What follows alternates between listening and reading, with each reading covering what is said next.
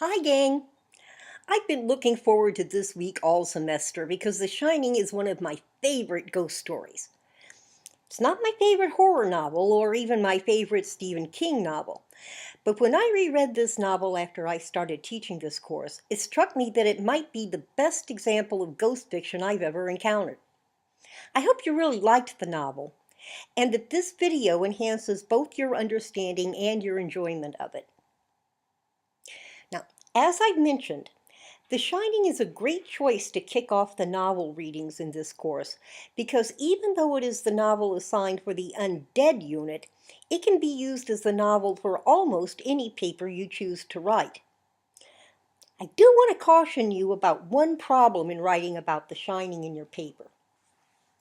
Please, for the love of Mike, spell the name of the book correctly. It's on the cover of the book. You're staring at it right now. It's on the home page, it's on the syllabus, it's on the Masterwork cited sheet. And every semester, I get at least one paper that spells the title Shining throughout the paper. The spelling is Shining. Now, considering how many places it's written out for you, spelling the title wrong in your paper is just carelessness, and I really don't have any patience for that level of carelessness. So please, please make sure you spell the name of the title right. Another item to note is that we're discussing Stephen King's novel, The Shining, not Stanley Kubrick's 1980 film. Yeah, the two had the same name and the same characters and the same setting. But they're two completely different works of art. I'm going to add an extra section to this webpage that you don't have to study or even look at if you don't want to. But if you're interested in some of the theories as to why Kubrick made a movie that was so different from the book it was based on, you might find it interesting. But you don't have to study that. Not at all. Whether you do or not, keep in mind that in our discussions and in your paper, if you choose to write on The Shining, we're talking about the novel, not Kubrick's film. Let's start out by talking about some of the surface horrors in The Shining. As we noted when discussing European Gothic, the concept of haunted spaces has been a part of horror literature, well, as long as there has been a horror literature. Some literature about the undead focuses on a single undead entity. For example, Bram Stoker's Dracula focuses on one vampire, and Wuthering Heights focuses on a man's obsession with one particular ghost. But others, like The Shining, are not about one single entity, but about a space that is haunted. Yeah, certain ghosts such as Lloyd the bartender and Delbert Grady, the former caretaker, stand out. But it's not really a single entity that is evil, it's the hotel itself. King's somewhat fond of the idea of haunted spaces. His lengthy and really excellent novel, It, is about a town named Derry, in Maine, of course, that is the feasting ground for an entity that wakens to feed on people at regular intervals. By the same token, the events in Pet Cemetery are caused by its proximity to an ancient Native American burial ground. And, well, we saw that 1408 is not about one ghost, but about an evil room. As Mike Ensslin points out in 1408, hotels are natural targets for haunting. We don't even want to know how many people have died from natural or unnatural causes in a hotel we visit. But we can generally assume there have been some, because so many people come and go. Besides, we also know that some people check into hotels to commit suicide so that their families don't have to cope with finding the body and cleaning up the mess. So we generally kind of know in the back of our minds that there's a pretty good chance that people have died in any hotel we stay in. And with that much potential for a number of deaths taking place within one space, hotels lend themselves very well to ghost fiction.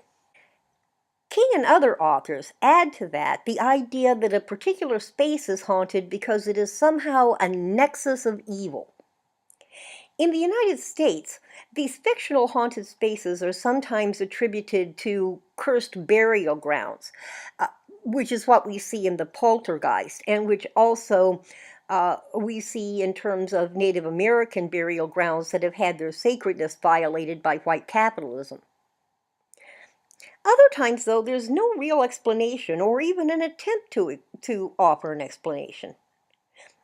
For example, we don't know why room 1408 is more haunted than any other room in that hotel.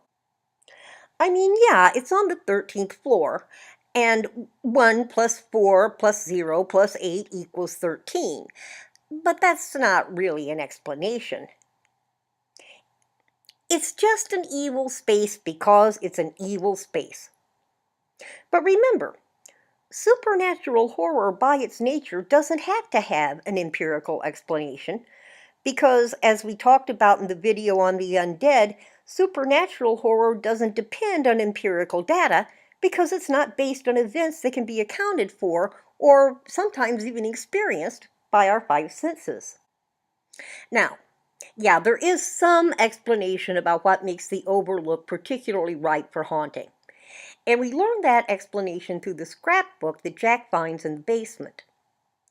The hotel changes ownership frequently, and most, if not all, of its owners have been connected to criminal activity, although the ties to organized crime are blurred by interlocking corporate ownerships that all seem somehow tied to Horace DeWitt, a land developer who might or might not have ties to the underworld. That's a lot of mights, which raises a lot of questions. Initially, Jack thinks tracing these ties to the underworld for a possible book is what has him so enthralled with the hotel's past. But, of course, that's not what has him so taken with the hotel's past. The hotel itself begins working its spell on Jack at a very early stage, and the scrapbook is one of the major tools that it uses to entice him in order to get Danny. Much of the horror in the novel is seen through Danny's eyes and through his shine. The first time Tony visits him, we hear the booming of what we later learn is a roque mallet, and we see the black and blue serpentine carpet in the hall where Jack later chases and nearly catches Danny. We learn the term red drum very early in the novel. We see blood outside and inside the presidential suite because Danny sees it. The shine visions are where much of the horror up to the climax of the novel lie. While Jack destroys the CB radio and throws a vital part of the snowmobile into the snow, there isn't really any actual violence in the story until after he escapes from the pantry. But there's a great deal of violence and horror spread throughout the novel in the form of Danny's visions, and later in the form of Jack's hallucinations. These visions and hallucinations become more horrific, of course, as the book progresses, and they provide much of the surface horror for the novel. Another horrific aspect of the novel that is presented very effectively on the surface is Jack's descent into madness. One of the ways that Kubrick's film differs from King's book is that Jack isn't really an extremely likable person even at the beginning of Kubrick's film. Of course, he gets much worse as the movie progresses. But in King's novel, Jack is a sympathetic character, particularly at the beginning of the book. No, he's not a perfect man. He's made some serious mistakes in life. But he's very human. He loves Wendy and Danny, and he's filled with remorse and guilt over breaking Danny's arm. In the beginning, his driving concern is with finding a way to provide for the family that he loves so much.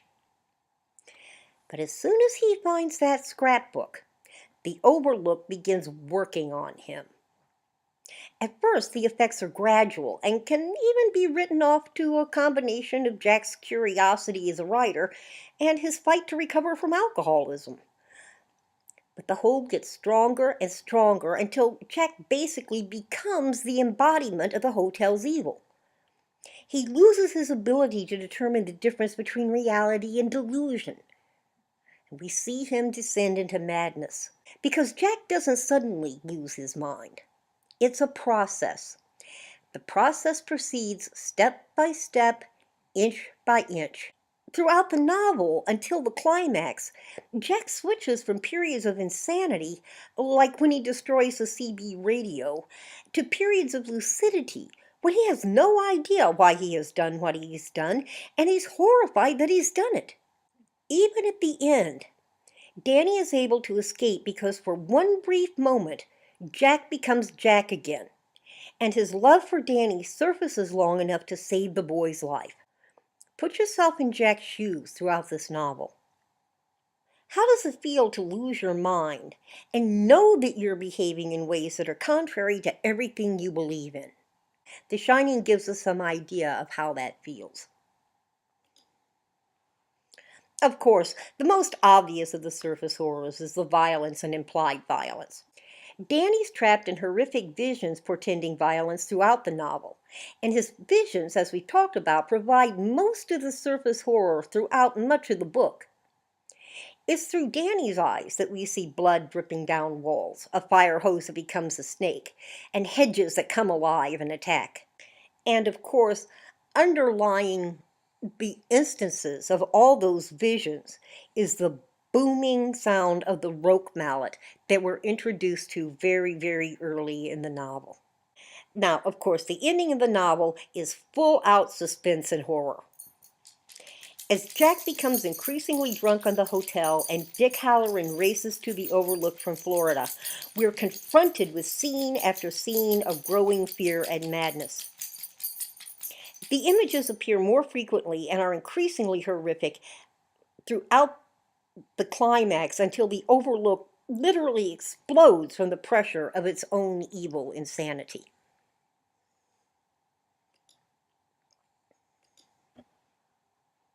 Now that we've discussed some of the most obvious surface horrors that are clear when we initially read the novel, let's take a look at what we can see if we apply some of what we've learned so far in this course about horror.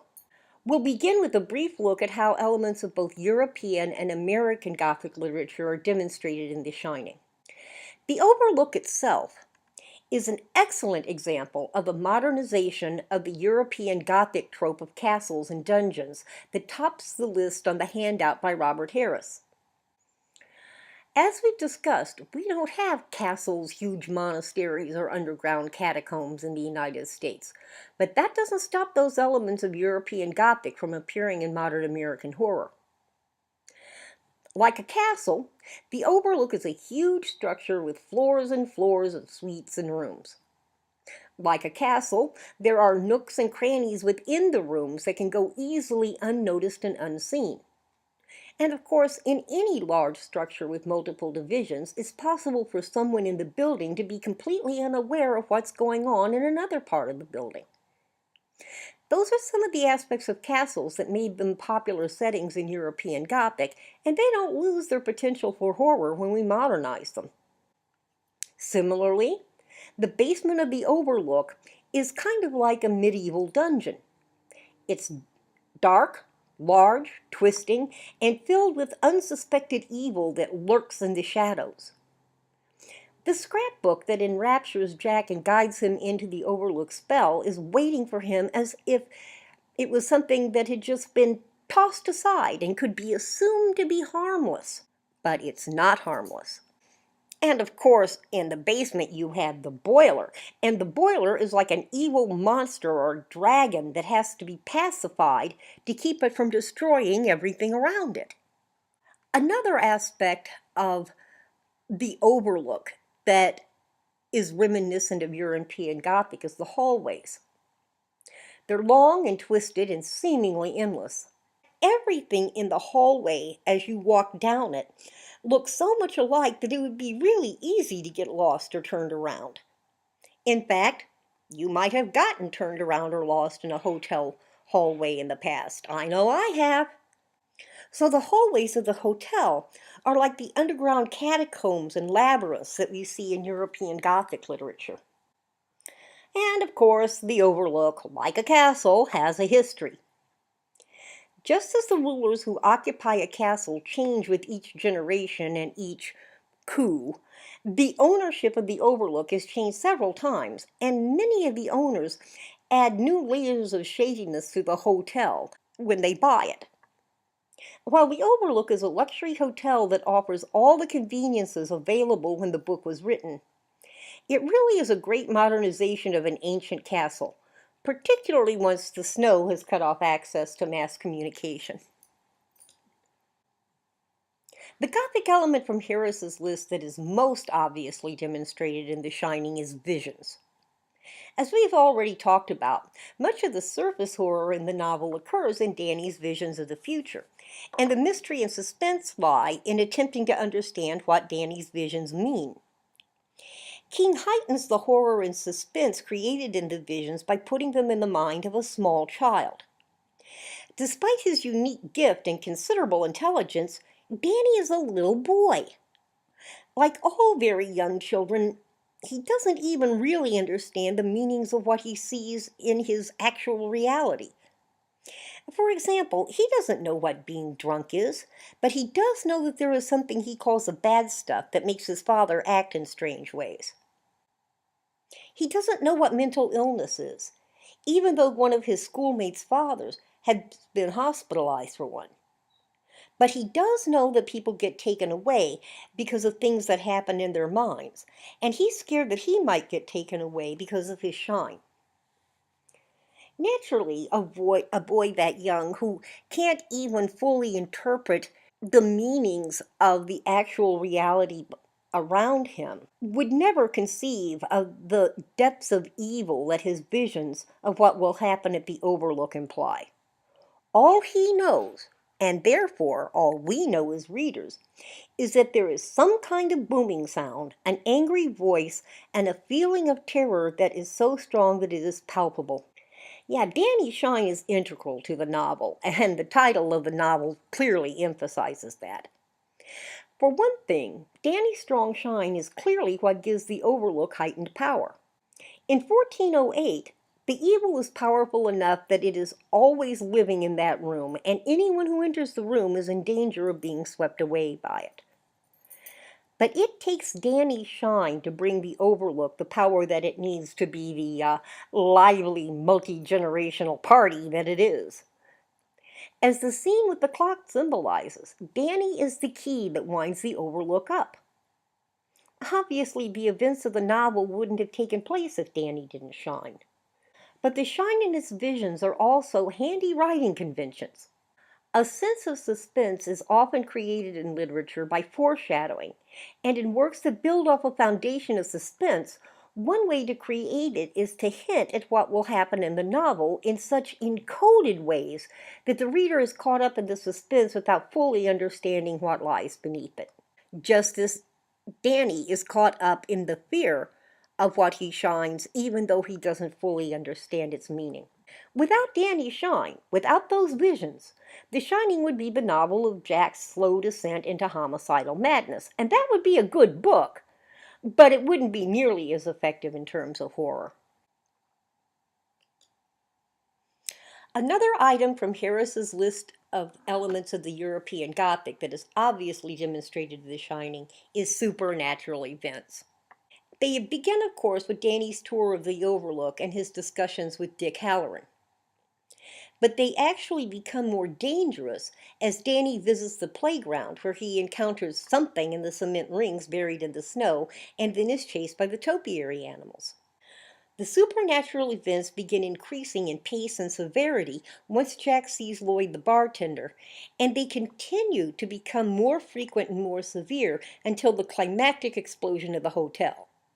The explosion, of course, isn't supernatural at all. It's a very natural event that occurs because the supernatural life of the hotel has become so powerful and engrossing that the natural life about the hotel is completely forgotten by everyone except, as Tony has foretold, by Danny. A final element of European Gothic from Harris's list that we'll discuss is the inclusion of a woman who is threatened by an impulsive, tyrannical male. Now, it's pretty obvious that Jack is somewhat impulsive. The incident that leads to Danny's arm being broken is definitely an incident of impulse. Jack just grabs Danny so quickly and with so little thought that he isn't even aware of the strength that he's using. Another impulse Jack gives into leads him to smash the CB radio. And then, of course, a third leads him to throw a vital part of the snowmobile's engine into the snow. So I think it's fair to say that Jack is impulsive. Also, he's something of a tyrant, even though he's a much more empathetic and loving character in King's novel than he is in Kubrick's movie. Partially due to the Overlook's desires and influence, Jack refuses to seriously consider taking Wendy and Danny to safety, even after the incident in room 213. Of course, he views his insistence on staying as a demonstration of concern for the family's financial future, and to some degree that is a motivation. But most tyrants convince themselves that what they want is good for everyone in the long run. And naturally, this view takes an increasingly strong hold on him as the Overlook tightens its grip on his mind, and eventually, Jack essentially becomes the tyrannical embodiment of the Overlook's evil, which is when Wendy and Danny are truly in danger. The final Gothic element we're going to discuss is an element of the American Gothic. Isolation plays a huge role in The Shining. In fact, we are warned about the potential dangers that isolation poses when Jack initially interviews with Overlook manager Stuart Ullman. Ullman, who shines about as much as a black hole, is completely out of touch with the Overlook's evil.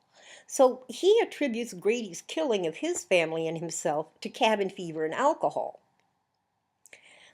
While isolation is not the direct cause of anything that happens to the Torrances at the Overlook, it is very significant in the hotel's ability to have the influence over them that it has.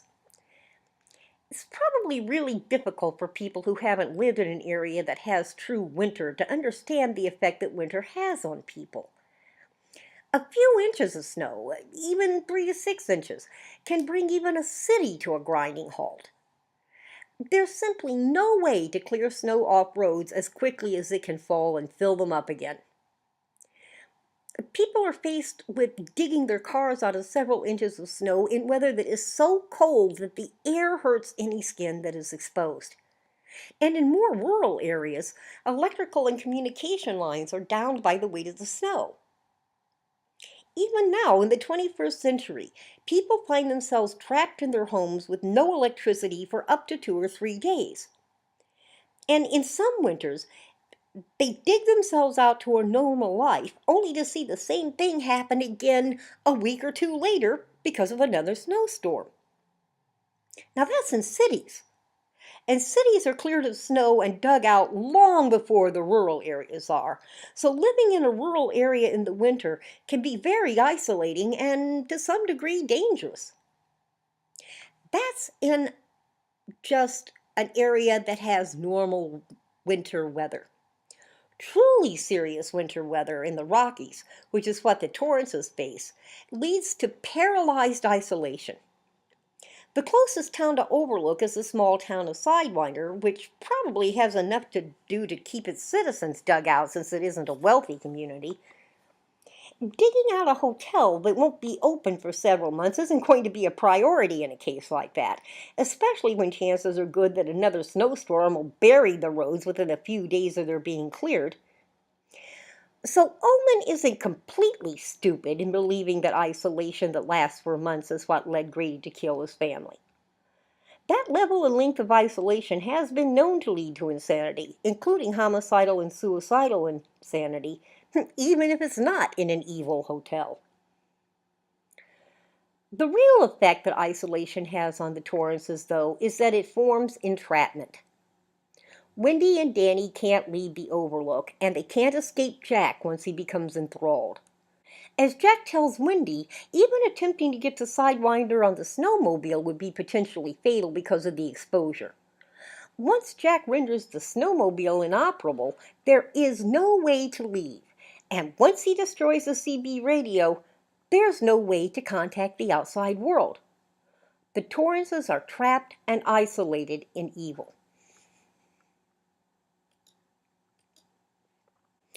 As we recall, literary critic Gina Whisker says that one element that literary works rely on to create horror is defamiliarizing the familiar. Certainly, The Overlook is a good example of a familiar environment that is bizarrely and horrifyingly defamiliarized. As Mike Insland points out in 1408, hotel rooms are designed to be familiar even if we've never visited that particular hotel. They rely heavily on a cognitive function called schema. A schema is like a script that the mind creates for environments and situations that we encounter frequently. For example, we all have schema for a classroom. The schema includes some kind of seating with a writing surface, and all of those seats are faced in the same direction, which we think of as the front of the room. And then there's a desk or a table at the front, usually with the chair that's facing in the opposite direction of all the other seats in the room. We also expect to see something on the wall to write on, a chalkboard or a whiteboard, and usually some kind of a projector screen. That is our schema for a classroom. If we walk into what we think is a classroom and find a bathtub, a stove, a fire hydrant, and a neon sign, we're going to think we're in the wrong place because those features don't match our schema for a classroom. Now, hotel rooms use these schema to make an unfamiliar environment feel familiar. All hotel rooms have certain aspects in common. They all at least have one bed, right? And there's usually some kind of table or desk that serves as a writing surface. Most of the time, or at least quite often, there's a mini fridge. And we know that there's going to be bedside tables and a TV and a bathroom that will probably be off to one side, usually near the door to the room. In our schema, we know that there will be one or more windows and the heating or cooling unit is usually beneath them, and that the art on the walls isn't going to be anything particularly special. We also know that a hotel room has rather nondescript carpet that isn't very thick, and some kind of a printed bedspread and matching curtains that completely shut out the light. Now, we aren't treated to the view of many of the Overlook's actual guest rooms, but we can assume that the rooms are like those of other hotel rooms because the Overlook as a whole matches our schema for a hotel at the beginning of the novel. There's a registration desk complete with a cashier, a lobby with sofas and comfortable chairs, a staircase, and an elevator. There's also a huge circular drive for loading and unloading cars and valet parking. This is all pretty much standard stuff at better hotels throughout the Western world. And if we aren't that familiar with snow in Las Vegas, if there's anything we do know, it's hotels. But as the horror in the novel increases, the Overlook is defamiliarized. Animal-shaped hedges that come to life and attack you are hardly a familiar sight. A bloated, decaying woman getting out of the bathtub in an empty hotel is not familiar. The elevator that's filled with confetti in a building that hasn't seen a party in 3 months is not a familiar sight. And certainly that bizarre man in the dog costume performing tricks isn't familiar to us. The further the novel progresses, the more the Overlook is defamiliarized. And that's an element that adds horror to the novel. Interestingly, Jack doesn't seem to be bothered much by the defamiliarization of the familiar. In fact, he seems to almost feel more at home in some ways in the defamiliarized Overlook than he does before things get weird. Part of the genius of the Overlook's evil is how it uses settings familiar to and loved by Jack's mind to further enthrall him. What could be a more natural way to capture the attention of a curious writer than by tossing the scrapbook of an unnamed person in his path? And what better way could there be to attract and hold a recovering alcoholic than a gala celebration with free-flowing alcohol and deeply inebriated celebrants? But the Overlook uses Jack's needs against him on a deeper level, too. Jack is an educated man, a published writer, and a former teacher at an exclusive college preparatory academy. That's what he has been, and it's how he sees himself. He doesn't see himself as a caretaker and fix-it man who earns his living by working with his hands. He feels out of place in the job, and he tends to blame his reduced circumstances on others. Oh, no, he didn't set the timer ahead when his debate student George Hatfield claimed he did. Of course he didn't. And even if he did, it was because he wanted to save the kid embarrassment, not because the kid was rich and good looking and had had everything handed to him his whole life. Oh, yeah, he had hit George, but that was George's fault because he slashed Jack's tires instead of being kicked off the debate team as his medicine. Oh, yes, he had broken Danny's arm, but that was because the darn kid messed with his papers. Yeah, Jack sees himself as a victim, as a man who has been kicked out of his just station in life by the acts of others. He's better than his job, and he desperately wants to return to a life where he is one of the respected elite givers of commands instead of followers of commands. The Overlook appeals to Jack's vision of himself as being better than his job and offers him an opportunity to become important if he just gives Danny to the Overlook.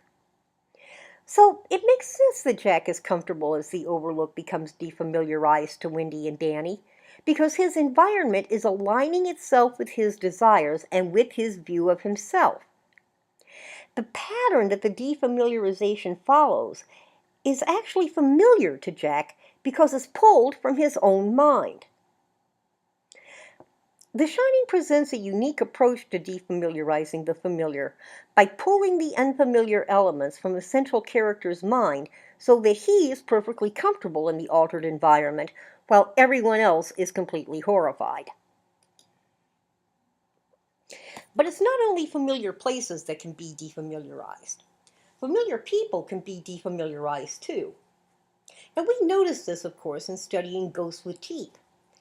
Except for the horrific scene in the basement, the physical environment in that story doesn't change. It's the people, beginning with Maud and her discolored teeth, that are defamiliarized. Similarly, Jack is defamiliarized in The Shining. We've noted that Jack changes slowly at first, and the rapidity of his changes accelerates as he becomes more enthralled by the Overlook. By the end of the novel, he is, as Danny notes, not Jack at all, but only a moving, homicidal embodiment of the Overlook's evil. But King makes an unusual move in defamiliarizing Jack, too. Just as the Overlook in some ways becomes more familiar to Jack as it takes him over, the initial changes in Jack are all too familiar to Wendy.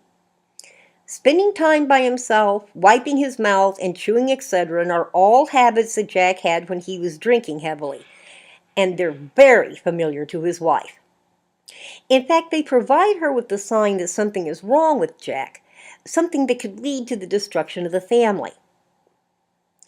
King's use of defamiliarization of the familiar in The Shining is very artful because it portrays the defamiliarization as familiarization to some characters.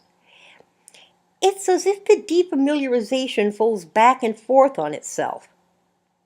Now, of course, casual readers of the novel wouldn't notice this aspect, but once we study horror as a literary form, these manipulations make this piece even more interesting to read and consider.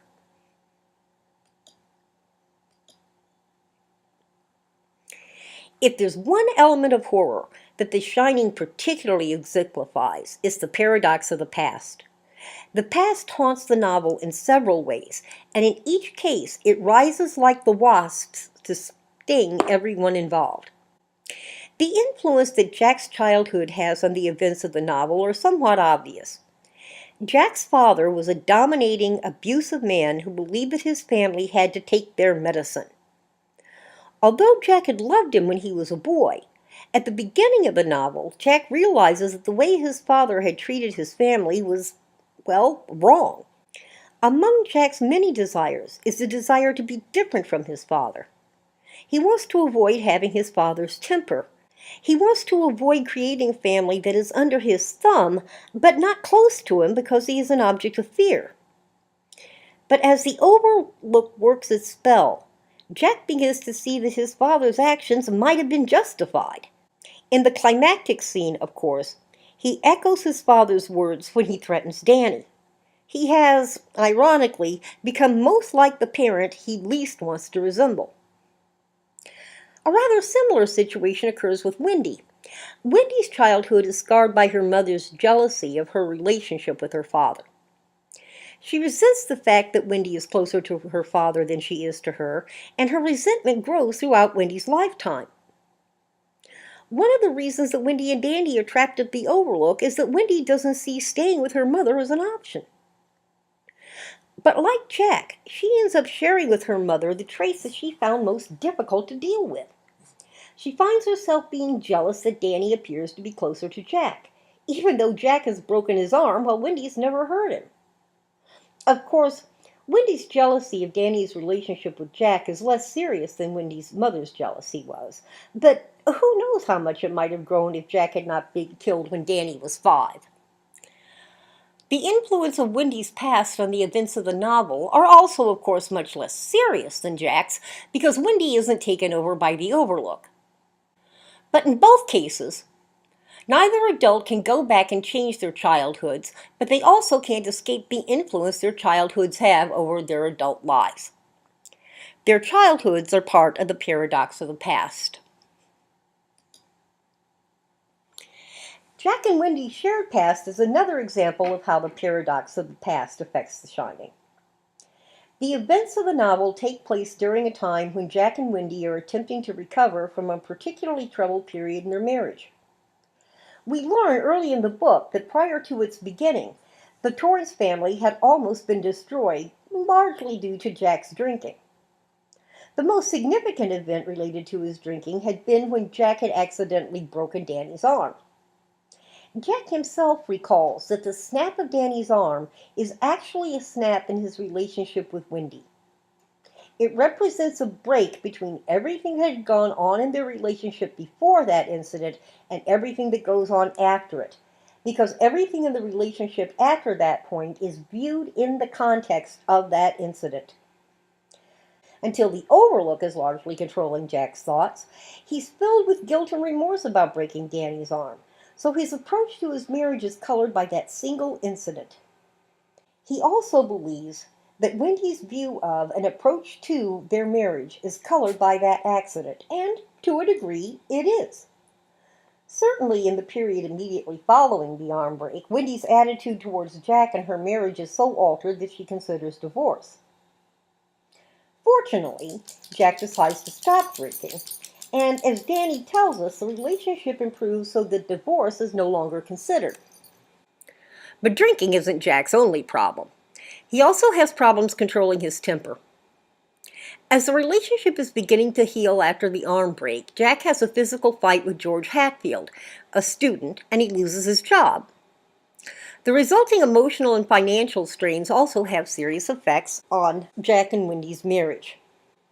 The effects of these two incidents in the Torrance marriage demonstrate that the paradox of the past are very significant in the development of The Shining. I think it's safe to assume that if Jack could, he would return to the past and erase both of those incidents, at least until he becomes enthralled by the Overlook. He regrets both actions, which result from his temper, as soon as he sees what he's done. But for Jack, as for us, the past is gone. He can't recapture it and change it. He broke Danny's arm, and he hit a student, and those are unalterable facts. So Jack accepts the job at the Overlook for 2 reasons. First, of course, he has to put a roof over his family's head and food on their table, and in 1977, when The Shining was published, that was still considered to be largely the man's responsibility. Now, it's true that the women's movement of the 1970s led many women to accept their share of that responsibility. But in the man's eyes, and to some degree in society's eyes, making a living was still the man's responsibility. In fact, men often define their masculinity, at least in part, by their ability to provide for their family. But Jack also accepts the job at the Overlook for another reason. He sees it as a first step in rebuilding his professional reputation. As we've discussed, Jack doesn't view himself as a laborer, which, unfortunately and incorrectly, is viewed as inferior in our culture. He sees himself as a professional man and an artist. As Jack tells Ullman, he sees the job at the Overlook as an opportunity to finish his play, and we know that means that it will restore his reputation and his self-perception as an artist. We also learned that his former drinking buddy, Al Shockley, is working to get him reinstated at Stovington Academy. So, ironically, Jack views his position at the Overlook as an opportunity to recover from the past.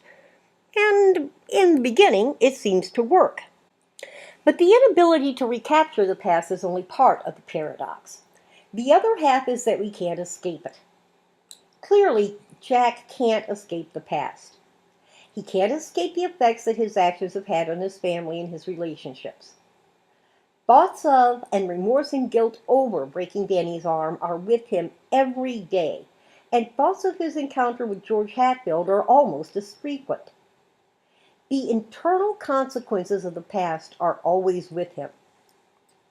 The external consequences are with him too. His drinking and his breaking Danny's arm do affect Wendy's view of him. She still loves him, and she's committed to staying with him, but she doesn't completely trust him. Yes, once they get to the Overlook, she knows he isn't drinking, but she's suspicious that something unusual is going on with him, and she discusses that with Danny. Although, as Danny notes, Jack and Wendy are happier than they had been when thoughts of divorce were circulating in their minds, the knowledge of what had occurred is still with them and continues to affect their relationship. And then, of course, obviously, the external effects of the confrontation with George Hatfield are very prevalent in Jack's life. If that fight hadn't occurred, Jack would most likely still be teaching at Stovington Academy. The family's financial situation would be fine. Jack wouldn't be worried about his professional future, and they never would have gone to the Overlook to begin with. No, Jack can't recapture a past that he desperately wishes he could change, and he can't escape the influence that the past has on his life.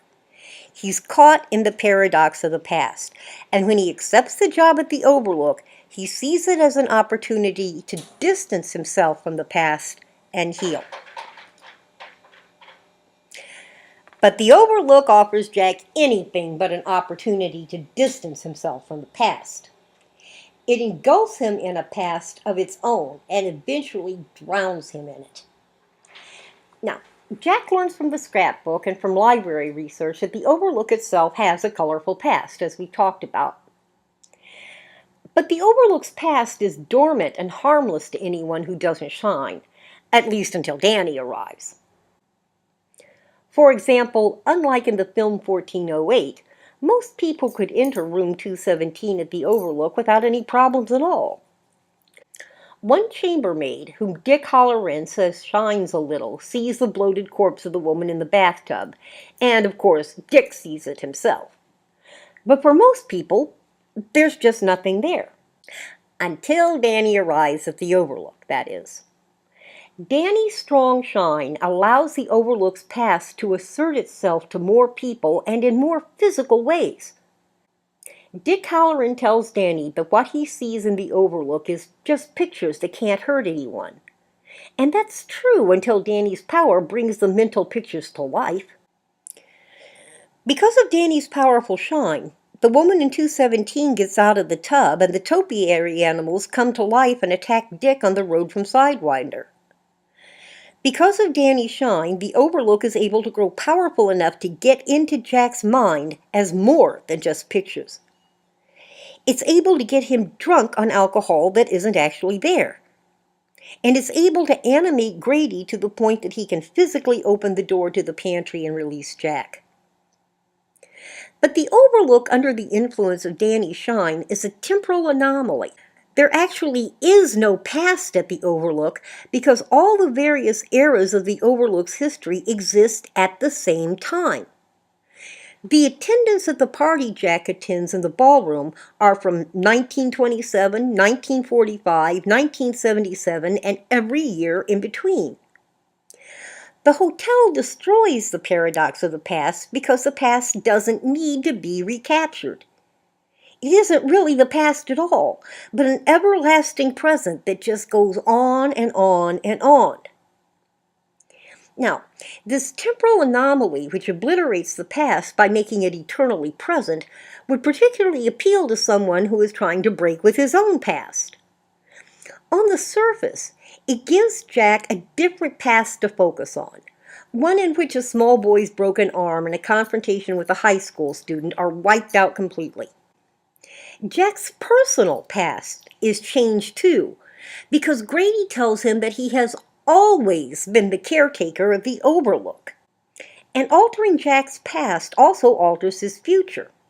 Both Lloyd and Grady tell Jack that the Overlook's management is interested in him, from which Jack infers that he has potential to move up in the organization.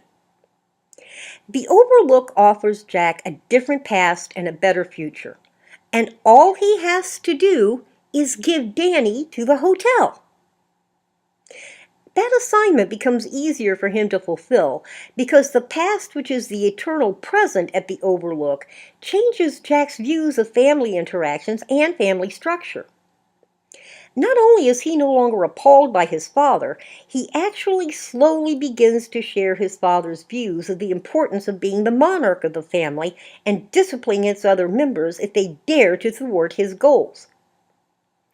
By the climax, Jack is more his father than he is Jack, and more the Overlook than he is his father. With his own past and his remorse and guilt over them obliterated, Jack becomes the locus of two violent pasts that merge in the climactic scene. And that's the past of his childhood and father and the past of the Overlook.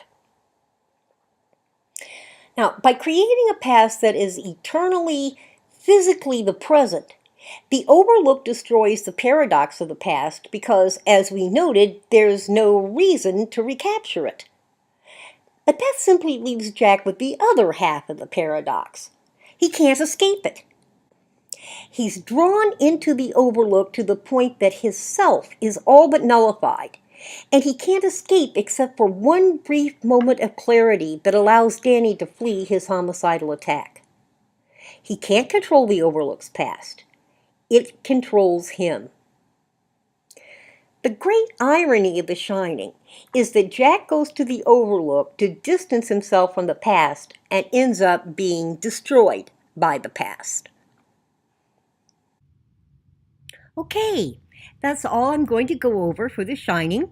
I hope this presentation helped you understand some of the deeper aspects of horror in this novel and helped you enjoy it a little bit more. If you have any questions, of course, all you have to do is drop me an email through Canvas. I'm always here to help you, and you know I always want to. Hope you have a good day, and we'll talk again soon.